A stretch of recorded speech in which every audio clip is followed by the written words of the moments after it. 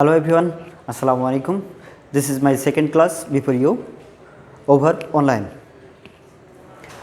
In the first day, I was empowered to teach you on the topic comparison of degree. Today, I will help you on the topic which I have kept in my first class. Okay, let's look at the board. Before look at the board, I will suggest you to memorize my model sentences which I have write down on the board.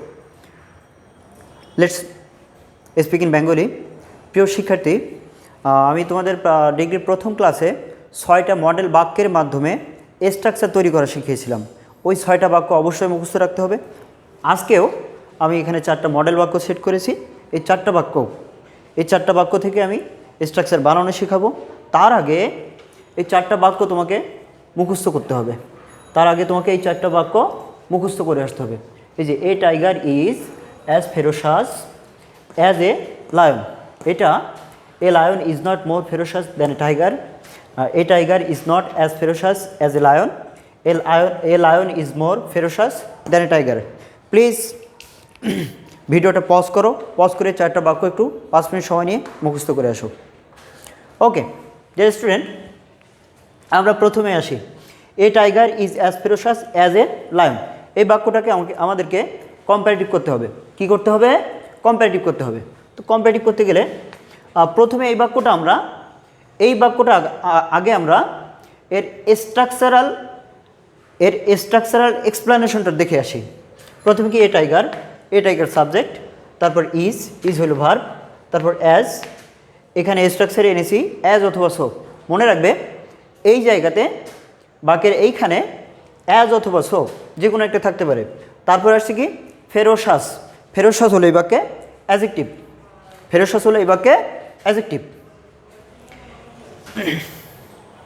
এটা হলো positive.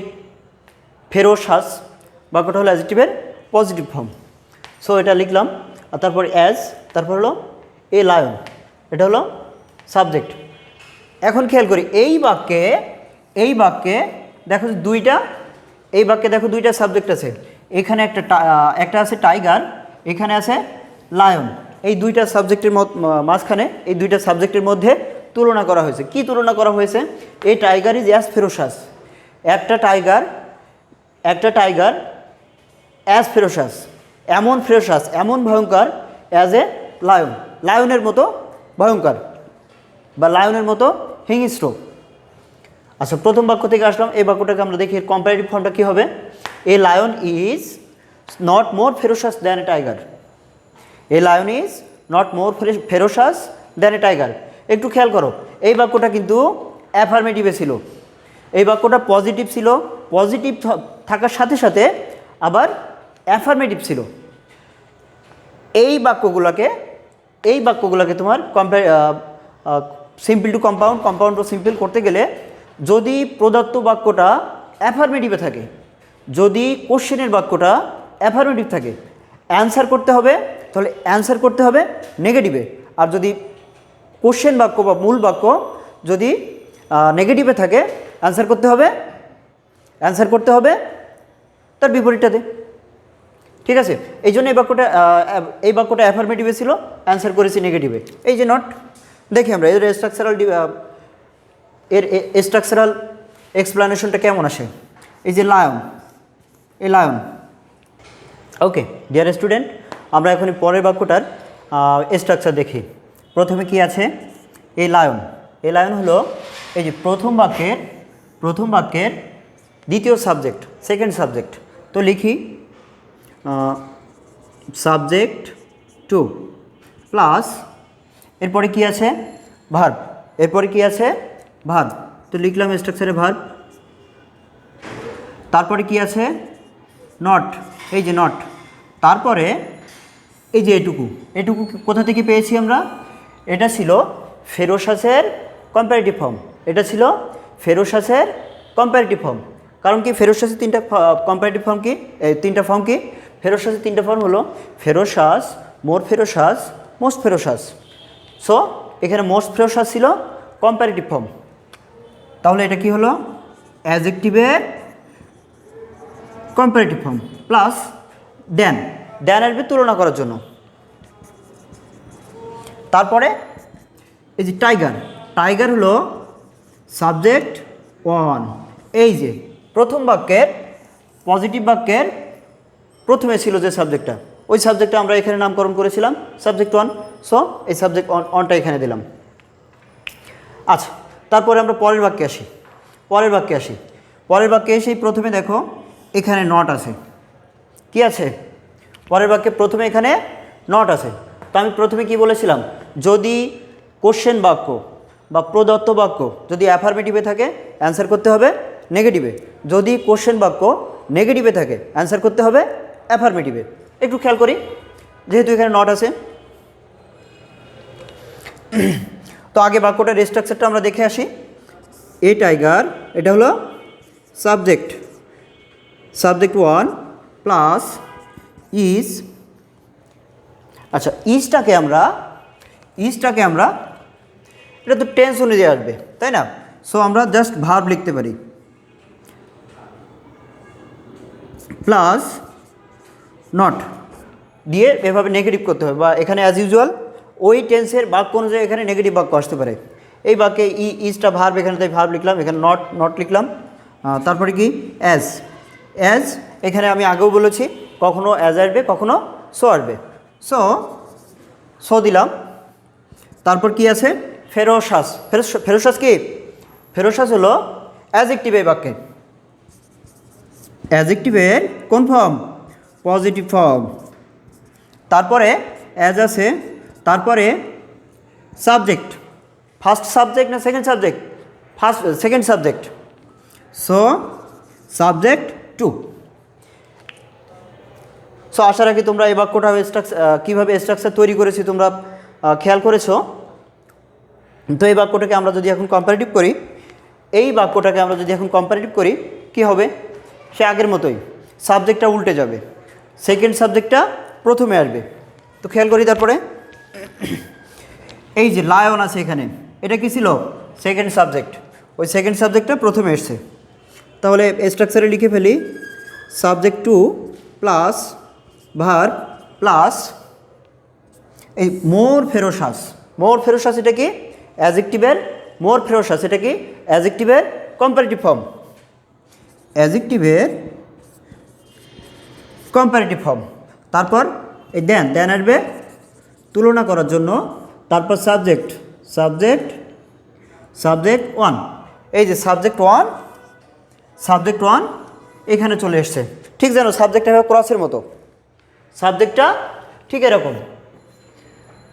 এইখানে এই যে দ্বিতীয় সাবজেক্টটা প্রথমে আসবে, আর প্রথম সাবজেক্টটা এখানে আসবে, এভাবে অল্টারনেটিভ হয়ে যাবে। ঠিক আছে, সাবজেক্টটা অল্টারনেটিভ হয়ে যাবে।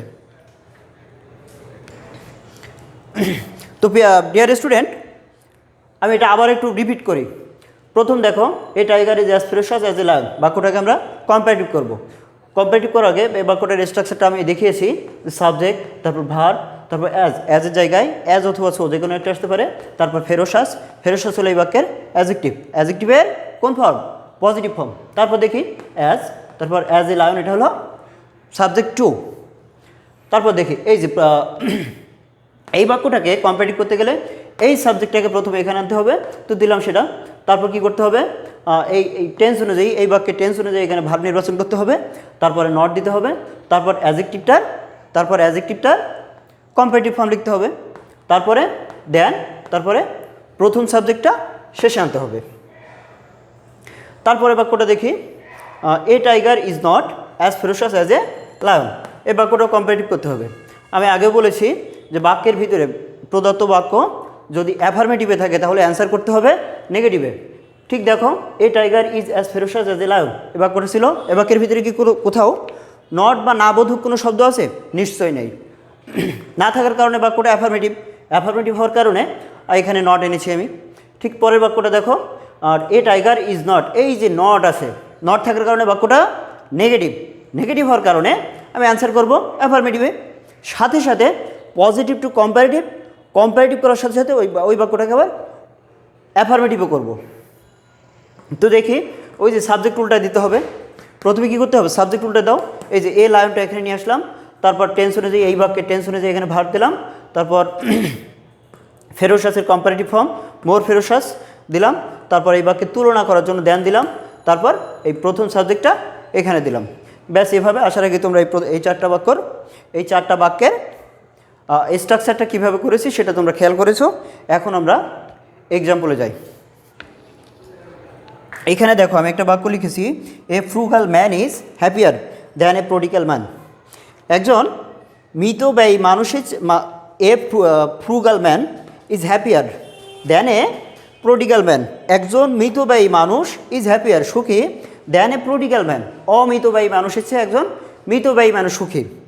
তো কী করতে হবে, এটা আগে দেখতে হবে আমাকে বাক্যটা অ্যাফার্মেটিভ আছে নাকি নেগেটিভ আছে। বাক্যটা খেয়াল করো, বাক্যটায় না বোধক কোনো সিমটম, কোনো নিদর্শন কোথাও নাই। আচ্ছা, এখন দেখো বাক্যটা কী করতে হবে, পজিটিভ করতে হবে। কারণ কি, এই যে হ্যাপিয়ার আছে, হ্যাপি, হ্যাপিয়ার, হ্যাপিয়েস্ট, তিনটা ফর্ম। হ্যাপি অ্যাডজেক্টিভটা তিনটা ফর্ম কি, হ্যাপি, হ্যাপিয়ার, হ্যাপিয়েস্ট। সো এটাকে পজিটিভ করতে গেলে আমার প্রথম স্ট্রাকচারটা খেয়াল করতে হবে। প্রথম স্ট্রাকচার, আমরা স্ট্রাকচারের দিকে খেয়াল করি। এই যে সেকেন্ড সাবজেক্টের দিকে খেয়াল করি, ওই সেকেন্ড সাবজেক্টটা প্রথমে নিয়ে আসতে হবে। তাহলে এ কি আছে, প্রডিগাল, এ প্রডিগাল ম্যান ইজ, এখানে কি অ্যাফার্মেটিভ ছিল, সুতরাং অ্যান্সার দেওয়ার সময় কী করতে হবে, নেগেটিভ দিতে হবে। যদি নেগেটিভ থাকতো তাহলে অ্যাফার্মেটিভ অ্যান্সার দিতাম। A prodigal man is not, negative করে নিলাম। হ্যাপি, হ্যাপিয়ার তিনটা ফর্ম কি, হ্যাপিয়ার তিনটা ফর্ম কি, হ্যাপি, হ্যাপিয়ার, হ্যাপিয়েস্ট। কোনটা হবে, এখানে কী করতে বলেছে আমাকে, পজিটিভ করতে বলেছে, সুতরাং হ্যাপি হবে, এইচ এ হ্যাপি। তাহলে কি হলো, a prodigal man is not happy, sorry, a prodigal man is not as অথবা সো, অ্যাজ অথবা সো দিতে হবে এখানে। A prodigal man is as happy as a frugal man, a frugal man. কী হলো তাহলে at last, a prodigal man is not as happy as a frugal man. ঠিক যেন এই স্ট্রাকচারটা প্রথম স্ট্রাকচারের মতোই। আচ্ছা, তারপরে বাক্যটা দেখি, আমরা তারপরের বাক্যটা দেখি, a plane can fly faster than a bird. কোন ফর্মে আছে, ফাস্টার আছে, ফাস্ট, ফাস্টার, ফাস্টেস্ট, তাই না? তাহলে এটা 2 নম্বর ফর্মে আছে। বাক্যটাকে করতে হবে আমাকে পজিটিভ। পজিটিভ করতে গেলে প্রথমে কি করব, ও তার আগে দেখো বাক্যটা কিন্তু অ্যাফার্মেটিভ আছে, বাক্যটা কিন্তু অ্যাফার্মেটিভ আছে। অ্যাফার্মেটিভ থাকার কারণে প্রথম সাবজেক্টটা প্রথমে নিয়ে আসবো। এ বার্ড ক্যান, দেখো এখানে verb can fly, can fly, এটা হলো ক্যান হলো অক্সিলারি ভার্ব, মডেল অক্সিলারি, আর ফ্লাই হলো মূল ভার্ব। তাহলে দেখ, a bird can, a bird cannot fly fast, a bird cannot fly, a bird cannot fly as fast as a plane, a plane। কী হলো তাহলে, এই যে সেকেন্ড সাবজেক্টটা প্রথমে নিয়ে আসলাম, তারপর কী করলাম, টেন্স অনুযায়ী এটাকে নেগেটিভ করে বসালাম। কেন নেগেটিভ করলাম, কারণ প্রশ্নের বাক্যটা অ্যাফার্মেটিভ ছিল। আমি আগেই কিন্তু বলেছি, যদি কোশ্চেন অ্যাফার্মেটিভ থাকে তো নেগেটিভ করতে হবে, যদি নেগেটিভে থাকে অ্যাফার্মেটিভ অ্যান্সার করতে হবে। সো এখানে অ্যাফার্মেটিভে ছিল, নেগেটিভ করে নিলাম। A bird cannot fly as fast as a plane. এই দেখো এই সেকেন্ড সাবজেক্টটা প্রথমে এসছে, ফার্স্ট সাবজেক্টটা শেষে গেছে, ঠিক এইটার মতো। ক্লিয়ার? তারপর আরও আমরা এক্সাম্পল দেখি, Ram is as strong as Shyam. কি আছে? অ্যাফার্মেটিভ আছে। তাহলে ওই যে সেকেন্ড সাবজেক্টটা প্রথমে আনতে হবে। তাহলে S H Shyam is not more stronger than Ram. Shyam is not more stronger than Ram. তারপর এটা কী হবে? Ram is not stronger than Shyam. একই বাক্য, একটাতে আমি অ্যাফার্মেটিভ নিয়েছি, একটা নেগেটিভ নিয়েছি, যদি একই বাক্যের পার্থক্যটা তোমরা বুঝতে পারো। দেখি তাহলে, শ্যাম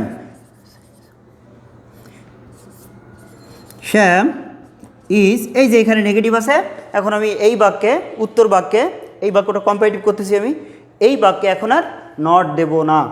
তারপর খেয়াল করো, শ্যাম ইজ স্ট্রঙ্গার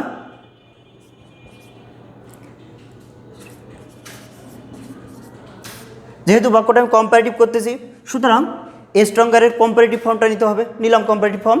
তারপর Shyam is stronger than Ram.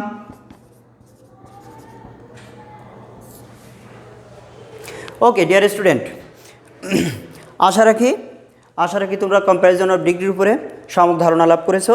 এরপরে যদি কারো কোনো কোশ্চেন থেকে থাকে তোমরা কমেন্ট সেকশনে যেয়ে কোশ্চেন করবা। ফেসবুক অথবা আমাদের ইউটিউব লিঙ্কে যেখানে ভিডিওটা পাবে সেখানে, যেখান থেকে শিখবে সেখানে কমেন্ট করবে, আমরা অ্যান্সার দেওয়ার চেষ্টা করব। আর HW থাকবে তোমাদের HW থাকবে